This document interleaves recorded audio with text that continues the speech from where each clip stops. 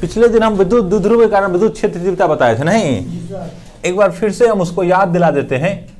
दो आवेश है -q और +q, ये सेंटर O है, ये द्विध्रुव बना ना, ये द्विध्रुव बना है, ये द्विध्रुव का केंद्र O है। द्विध्रुव के अक्ष पर ना जी, तो अक्ष किसको बोले थे? इन दोनों आवेश को जो रेखा मिलाएगा ना, वही रेखा क्या होगा? अक्ष होगा ना। तो ये हमारा अक्ष हुआ ना, ये लाइन। इसके अक्ष पर जैसे यहाँ बिंदु P है ना, और ये बिंदु P जो है द्विध्रुव के केंद्र से r दूरी पर है, तो यहाँ पर विद्युत क्षेत्र तीव्रता E वेक्टर बराबर निकाला था 2kp वेक्टर बटे rq, याद है ना? ऐसा निकाला था हमने, 2kp बटे rq। अब एक चीज ये यहां देखना है, बहुत महत्वपूर्ण है, ये कंफ्यूजन हो जाता है। अभी हमने देखो जैसे ये -q और ये +q, ये O ना, अभी जो बिंदु P हमने लिया है जस्ट अभी थोड़ा देर पहले यहां पर, वो किधर था? +q आवेश की दिशा में था ना, माने +q के नजदीक था। कौन बिंदु? P। ये हम R लिए हैं ना, अभी इधर भी ले सकते हैं ना, ये भी अक्षय है ना, ये भी और ये भी, इधर ये भी अक्ष बढ़ता जाएगा ये ना, इधर ले सकते हैं। हमने तो उस समय कहा नहीं कि इधर लेना है कि उधर लेना है, ये सबने ने कहा, हमने सिर्फ इधर ले लिया था। क्या हम इधर ले सकते हैं पॉइंट P को? तो देखो हम इधर लेते हैं, तो पॉइंट P जो इधर लेंगे, तो सबसे पहले इसमें क्या देखे थे? इसका P वेक्टर का मतलब विद्युत द्विध्रुव आघूर्ण इधर है ना, बोलो ना, इधर है। अब फील्ड किधर आया था? इधरे आया था, नहीं आया था, फील्ड भी इधरे आया था। अब अगर हमको लेफ्ट साइड में लेते हैं तो पहले हम ये चेक करते हैं कि नेट फील्ड का दिशा किधर होगा।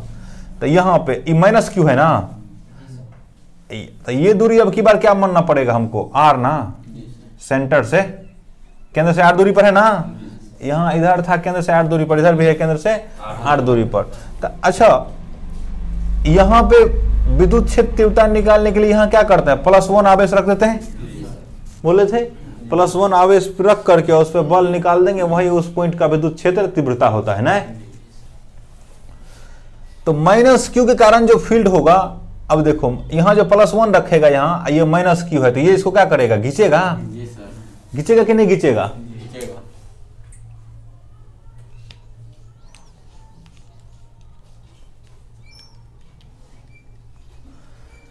ये -q इस +q के साथ खींचेगा ना, ये जो +q है इसको क्या करेगा?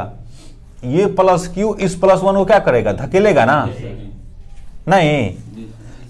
अब इस +1 से इस +q की दूरी अधिक है, मानता ये भी q है, ये भी क्या है? q है, दूरी अधिक है ना। तो दूरी जो अधिक है, तो ये जो धकेलेगा +q +1 को, ये कम बल से धकेलेगा ना, धकेलेगा, क्योंकि दूरी क्या हो गया है? बढ़ गया है। ये -q जो है, ये माइनस और प्लस से ये पता चलता है हमको कि धकेलेगा माने प्रतिकर्षित करेगा या आकर्षित करेगा ना। अगर आवेश का चिन्ह अलग अलग हो तो वो क्या करता है? आकर्षित करता है। अब जब समान हो तो क्या करता है? प्रतिकर्षित। तो ये तो खींचेगा, ये धकेलेगा, बल्कि मान सेम, खींचने धकेलने का जो मान होगा आकर्षण प्रतिकर्षण का सेम होगा, क्योंकि सेम है ना क्यू क्यू। अब दूरी पे एक फैक्टर आ गया कि इसका दूरी कम है, इसका दूरी अधिक है। ये दूरी अधिक हो गया तो बल कम हो जाएगा ना। तो इधर वाला जो ये जो धकेलेगा ये कम होगा और ये जो खींचेगा ये क्या होगा? अधिक होगा ना। तो इसको बड़ा करते हैं इस तीर को। उस दिन भी याद होगा कि यहां हमने इधर बड़ा तीर लिखा था, इधर छोटा तीर लिखा था ना। तो अब हमारा ये हो गया, मान लेते हैं इसको ये E1 है ना। इसके कारण क्या माना था? E1। इसके कारण क्या माना था? E2 ना। तो दिशा देखना है हमको, तो E1 है ज्यादा, E2 है कम, एक दूसरे के विपरीत है। तो नेट हमारा किधर होगा? E1 की दिशा में होगा ना। अरे एक दूसरे के विपरीत है तो घटेगा ना। तो नेट हमारा किधर होगा, कुल विद्युत क्षेत्र तीव्रता इधर होगा ना, E1 की दिशा में, माना इधर ना होगा। हमारा इसका P किधर है, P इसके लिए, तो देखो P बताए थे, P वेक्टर होता है Q गुना कितना 2a वेक्टर ना, ये होता है माइनस Q से किधर प्लस Q, तो P इधर है ना, P भी इधर है ना, है E भी इधर है ना, इलेक्ट्रिक फील्ड इंटेंसिटी है ना, अभी दिखा दिया ना, E1 ज्यादा है E2 कम है, तो रिजल्टेंट किधर होगा, परिणामी किधर होगा, E1 की दिशा में होगा, तो P भी इधर है E भी इधर है ना। यहां पे भी देखो, यहां P इधर E भी किधर इधर है ना, इधर पिछले दिन बताया था ना। तो अब हम क्या कह सकते हैं कि द्विध्रुव के अक्षीय स्थिति में ना, द्विध्रुव के अक्षीय स्थिति में विद्युत क्षेत्र तीव्रता विद्युत द्विध्रुव आघूर्ण के दिशा में होता है ना, कह सकते हैं विद्युत द्विध्रुव आघूर्ण इधर और फील्ड भी किधर इधर, चाहे बिंदु P हमारा प्लस Q की तरफ हो या माइनस Q की तरफ हो, उससे कोई फर्क नहीं पड़ता है ना। तो लिखो, तो हम क्या कह सकते हैं, विद्युत द्विध्रुव के अक्षीय स्थिति में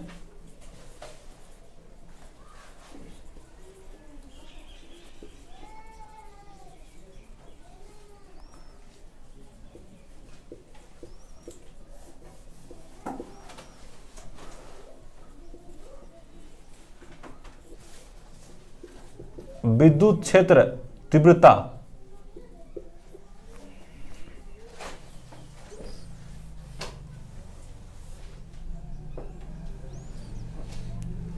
विद्युत द्विध्रुव आघूर्ण की दिशा में होती है।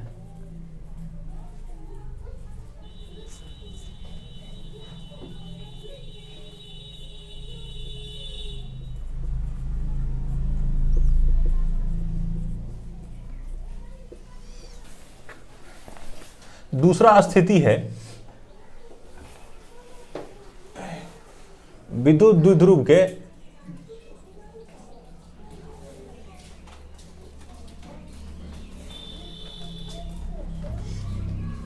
निरक्षीय या विषुवतीय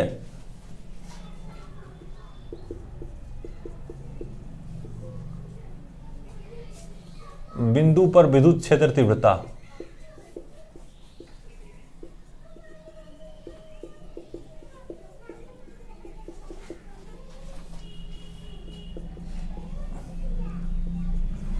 electric field intensity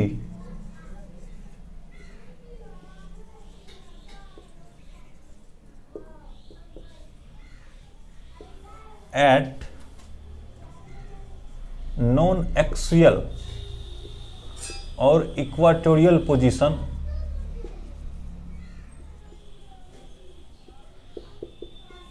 of electric dipole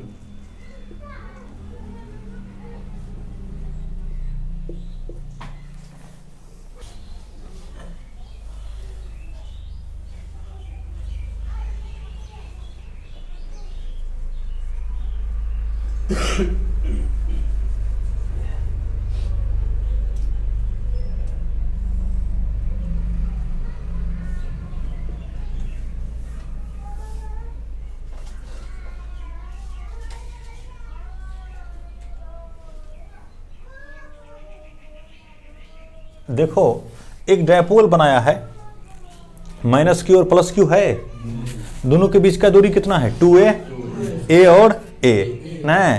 ये डायपोल का A पॉइंट है, ये डायपोल का B पॉइंट है, A पॉइंट पे माइनस Q है, B पॉइंट पे प्लस Q है।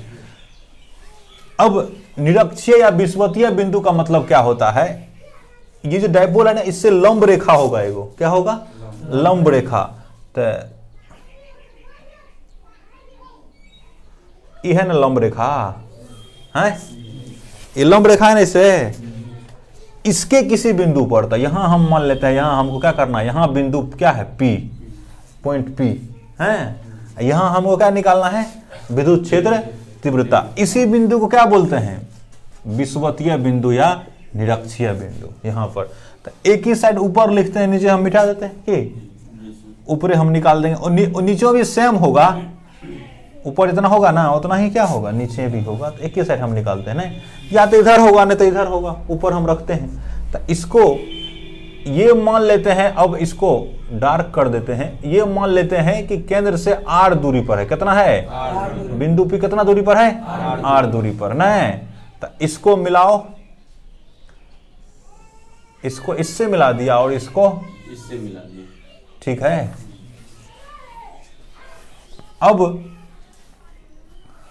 यहां पे क्या करना है? +1 आवेश रखना है ना, बोलो ना।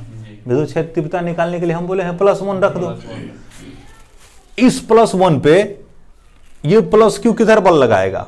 तो देखो ये प्लस, ये भी प्लस, तो प्रतिकर्षित करेगा, धकेलेगा ना। तो धकेलेगा किधर? इसी रेखा की दिशा में ना।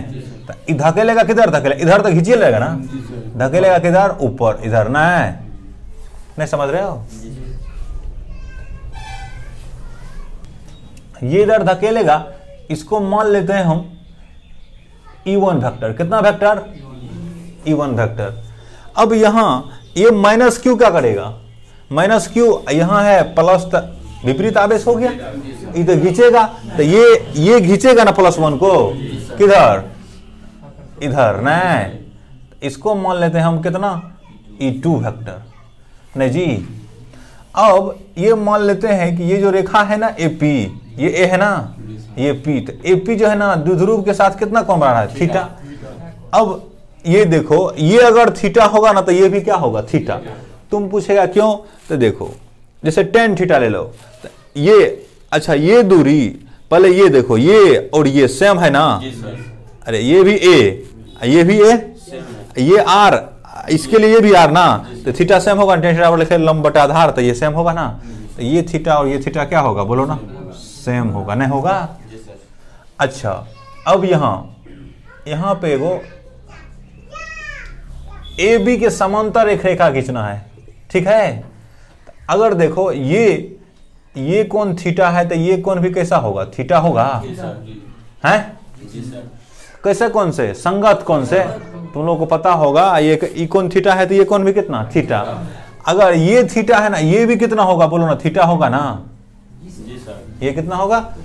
थीटा होगा। एकांतर कोण भी कह सकते हो इसको ना। ये थीटा तो ये भी थीटा, ये है थीटा तो ये भी कितना हो? थीटा। ये संगत कोण हो गया नहीं, ये संगत कोण है। ये कौन है? ये एकांतर कोण, ठीक है। और नहीं तो ये लंब है ना जी, इसको ऐसे भी समझ लो, ये 90 डिग्री है ना। ये हमको क्या चाहिए? P पे चाहिए। कितना कोण होगा? हैं? P पे चाहिए। तो देखो इसको हम थोड़ा देर के लिए मान लेते हैं x डैश, इधर क्या मान लेते हैं? x, ठीक है। यहां पे हमको बनाना है y अक्ष भी बनाना है, किधर? ऊपर। ये कितना हो गया? y, नीचे y डैश होगा। अब देखो ये कोण हमारा जो है ना PAO कितना है? थीटा है ना। POA कितना है? 90 है ना। ये कोण कितना डिग्री? त्रिभुज में कितना कोण होता है? यहां देखो कोण A प्लस कोण O प्लस कोण P बराबर कितना? त्रिभुज के तीनों कोणों का योग 180 डिग्री होता है। अब ये O जो है ना, ये वाला कोण है, ये वाला O यहाँ का है, ये कितना डिग्री है? A कितना है? थीटा नहीं है। अब प्लस ये कितना? 90 डिग्री, प्लस कोण एंगल P बराबर कितना? 180 डिग्री। इस सब को इधर लाओ, एंगल P बराबर कितना होगा? 180 डिग्री माइनस 90 डिग्री, अब माइनस कितना होगा? थीटा होगा, है। तो ये कितना होगा? 90 डिग्री माइनस थीटा होगा। कौन है ही ना, बोलो ना। अब देखो ये इस पे लंब है, ये इस पे लंब है, तो ये है, ये अगर 90 माइनस थीटा तो ये कितना होगा? थीटा ना होगा, तो है ना थीटा। ये 90 माइनस थीटा, तो ये कितना होना चाहिए? जाके ये 90 होना चाहिए। तो ये 90 माइनस थीटा आया ना, कौन चीज? P ना। अब P प्लस एक्स डैश, अब P ए कितना होगा? ये क्या होना चाहिए? थीटा ना होगा। तो तब जाके कितना होना चाहिए? बोलो 90 डिग्री होगा ना। इसमें ही थीटा जोड़ देगा तो 90 degree minus theta plus theta, मैंने इसको जोड़ दिया तब ना जाके कितना हुआ? 90 ना। 90 हो गया, इसका मतलब कितना होगा? थीटा होगा। ऐसे भी सोच सकते। यहाँ इसके बारे में कुछ पॉइंट है वो लिख देते हैं। माना माइनस क्यू तथा प्लस क्यू दो आवेश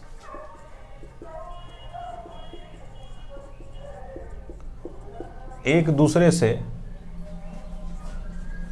2a दूरी पर स्थित हैं,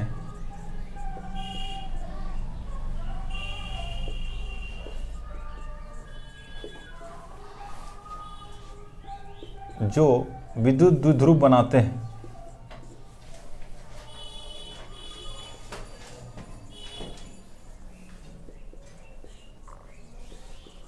इसका द्विध्रुव आघूर्ण P बराबर Q इंटू 2a वेक्टर है। द्विध्रुव के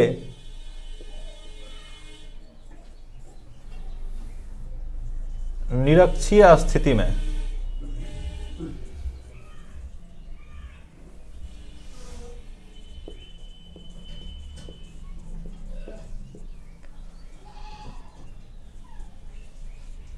तथा द्विध्रुव के केंद्र से r दूरी पर एक बिंदु P है, जहां विद्युत क्षेत्र तीव्रता का मान ज्ञात करना है।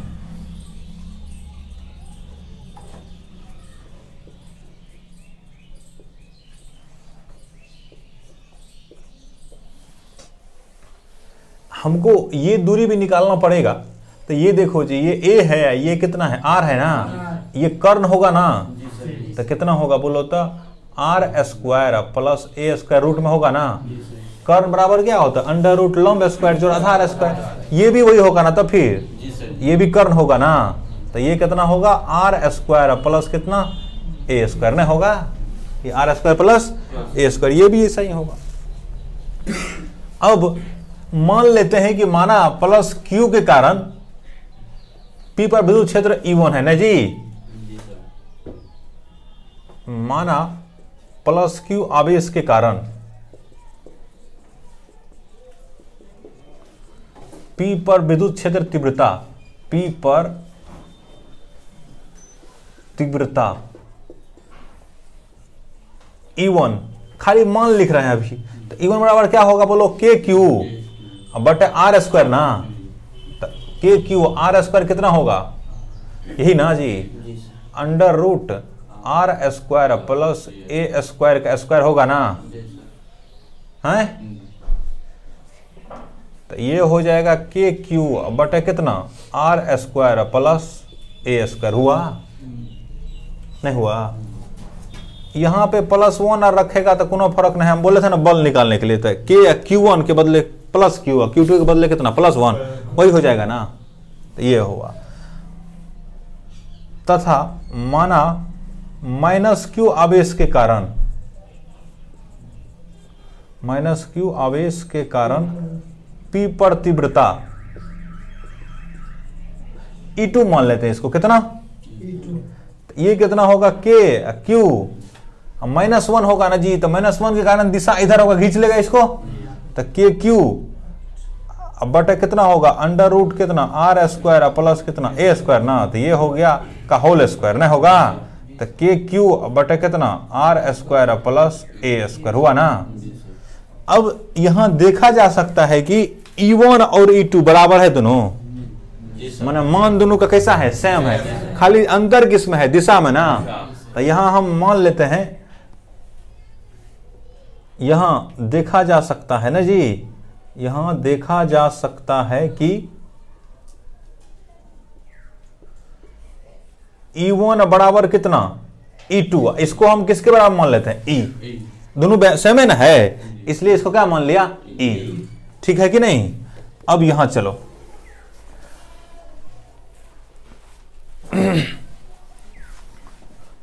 अब एक चीज जो तुमको समझना है, ये 11th का कॉन्सेप्ट है। यहां देखो, ये हमारा मान ले x अक्ष है, ये कितना है y, एगो वेक्टर है p वेक्टर, ये x के साथ कितना कोण बनाता है, थीटा। तो हम बताया होगा उस समय कि इसका जो p वेक्टर का x कंपोनेंट होता है ना px, वो लिखते हैं क्या, p cos थीटा। इसका जो y कंपोनेंट होता है ना, उसको क्या लिखते हैं, py बराबर p sin थीटा। याद है, जिधर कोण रहता है ना, जिधर से कोण रहता है थीटा, उसमें क्या लगा देते हैं, cos थीटा। उधर के, ये एक्स कंपोनेंट होगा ना पी एक्स, इसको क्या लगा दिए कॉस थीटा, इधर वाला को क्या लगा दिए दूसरी तरफ को साइन थीटा। इसको ऐसे समझने के लिए यहाँ से इसको मिला दो, तो मान लेते हैं पी इतना ही का है, यहाँ से यहाँ इसको मिला दिया ना। ये कोण कितना डिग्री, 90 डिग्री ना, ये कोण भी कितना डिग्री, 90 डिग्री हुआ, ये कोण 90 डिग्री हुआ कि नहीं। इसका नाम रख दो O, यहाँ पे P, यहाँ पे कितना A, ठीक है।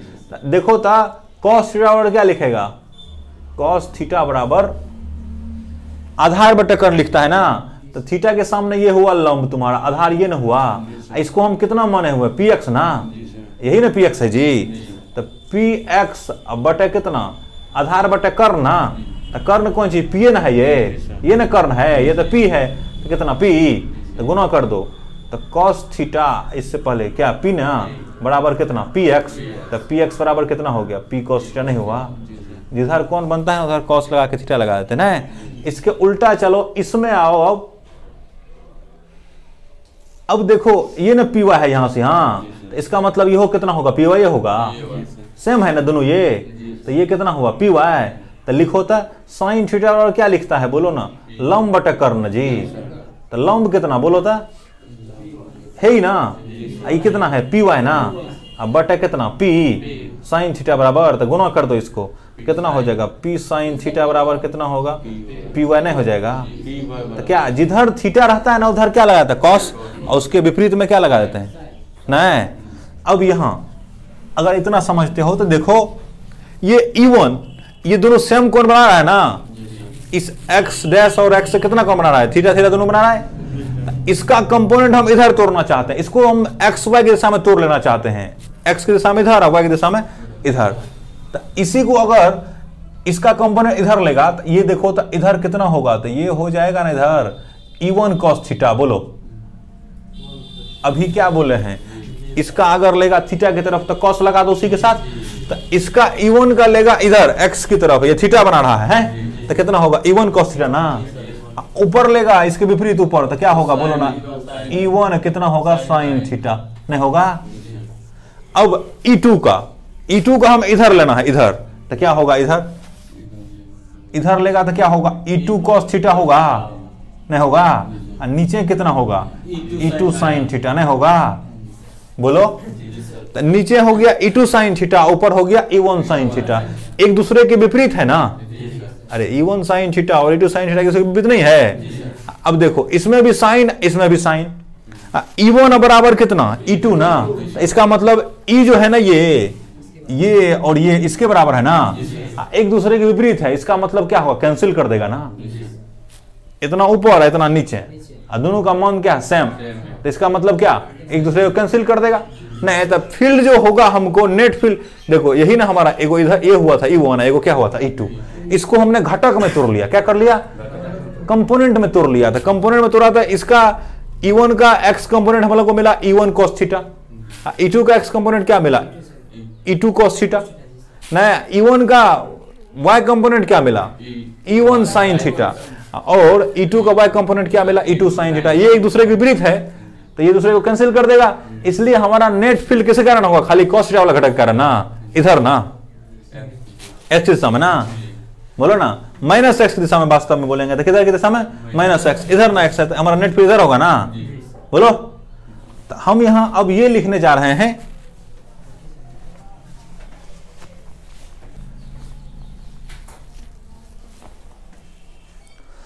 अब यहां अभी हम क्या देख चुके हैं कि E1 और E2 के साइन थीटा वाले घटक दूसरे को क्या करेंगे निरस्त कर देंगे, कैंसिल कर देंगे, तथा cos थीटा वाले घटक फील्ड में क्या करेंगे योगदान देंगे न जी। तो E1 तथा E2 के साइन थीटा वाले घटक एक दूसरे को निरस्त कैंसल कर देंगे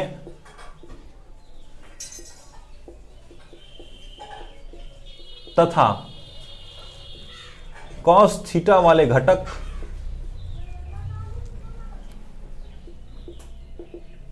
बिंदु P पर कुल विद्युत क्षेत्र में योगदान करेंगे।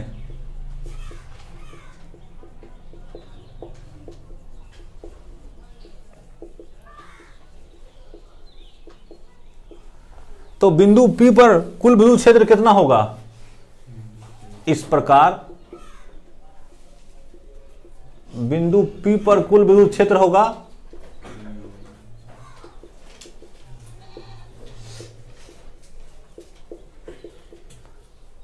E बराबर E1 cos थीटा नहीं होगा, अब प्लस कितना E2 cos थीटा नहीं होगा कि E तो खत्म हो गया, ये दोनों हमारा दो को फील्ड निकला E1 E2, इसको कंपोनेंट में तो 4 हुआ नहीं, sine theta cos theta, sine theta और cos थीटा, साइन थीटा दूसरे को कैंसिल कर दिया था, अब बचा कौन सी खाली cos थीटा वाला ना, ये किधर है? इधर ना है, तो ये हमारा नेट फील्ड यही ना होगा, E1 cos थीटा और E2 cos थीटा।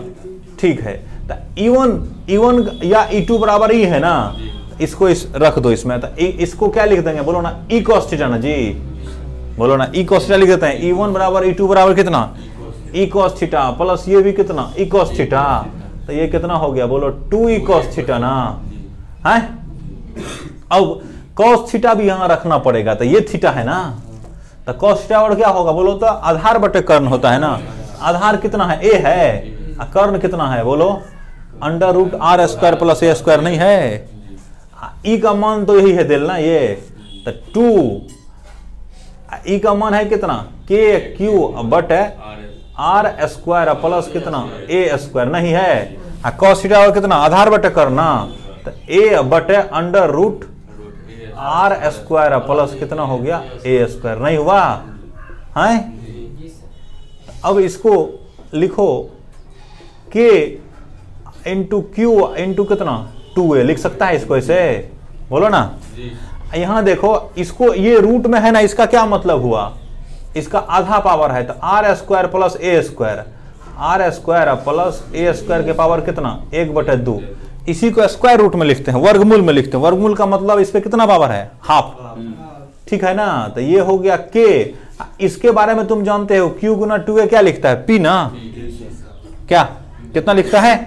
P, तो ये लिख देगा KP वेक्टर का मॉडुलस ना, या खाली P लिखते हैं। बटा यहाँ देखो एक पावर यहाँ आधा पावर, तो कितना होगा 1.5 ना, इसी को लिखेंगे कितना 3/2, कितना R square plus A square power कितना हो गया 3/2, ये हो गया हमारा क्या नेट फील्ड ना जी E। ठीक है, कहाँ पे? बिंदु P पर नहीं हुआ ये, तो अगर इसको वेक्टर रूप में लिखेगा, चलो इत है स्केलर रूप में, अदिश रूप में है, इसमें दिशा नहीं ना है। अब देखो नेट फील्ड का दिशा होगा किधर, तो हमारा P किधर है? इधर है, अरे P द्विध्रुव आघूर्ण का दिशा होता है माइनस से प्लस की ओर, तो माइनस इधर है, प्लस इधर है ना P। अब फील्ड किधर निकला है बोलो, इधर ना, इधर ना जी। तो यहाँ पे सदिश रूप में क्या लिखेगा? E वेक्टर बराबर KP वेक्टर ना बटे R square plus A square के पावर कितना 3/2। यहाँ देखो उल्टा है ना, तो हम बोले थे जब उल्टा हो ना सदिश एक दूसरे के, तो उसमें माइनस लगा देते हैं। क्या लगा देते हैं? माइनस। तो यहाँ क्या करेगा बोलो ना, माइनस लगा देगा, क्योंकि E इधर है और P इधर है, इसमें क्या लगा दिया है? माइनस। ये हो गया हमको ना, ये कौन रूप में हो गया? सदिश रूप में, वेक्टर फॉर्म में। ये नहीं हुआ, ये तो हमको स्केलर फॉर्म में है ना। अब ये भी बताए थे कि यदि R बहुत बड़ा हो किसके तुलना में? A की तुलना में। यदि R बहुत बड़ा हो किसके तुलना में? A की तुलना में, तो A को तब हम छोड़ सकते हैं, A का उपेक्षा कर सकते हैं। ये जो R है ना, ये बहुत छोटा है, ये बहुत बड़ा है, तब हम क्या कर सकते हैं? A स्क्वायर को छोड़ सकते हैं ना। तो इस स्थिति में लिख सकते हैं R square plus A square को लगभग किसके बराबर लिख देते हैं? R स्क्वायर के बराबर ना। तो यहां से अगर यहां से लेगा तो E बराबर कितना हो जाएगा?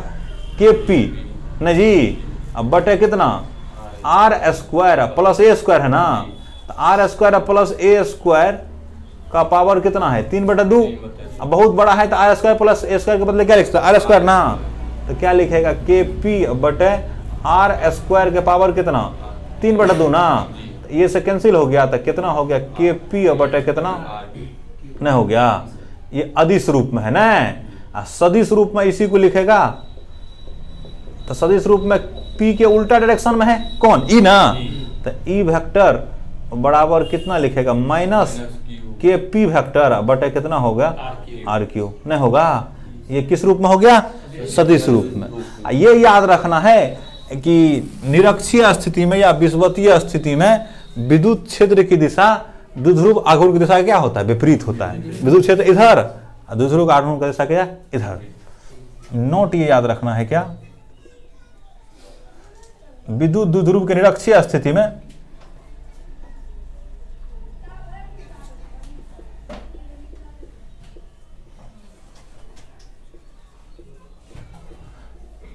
विद्युत क्षेत्र की दिशा किधर?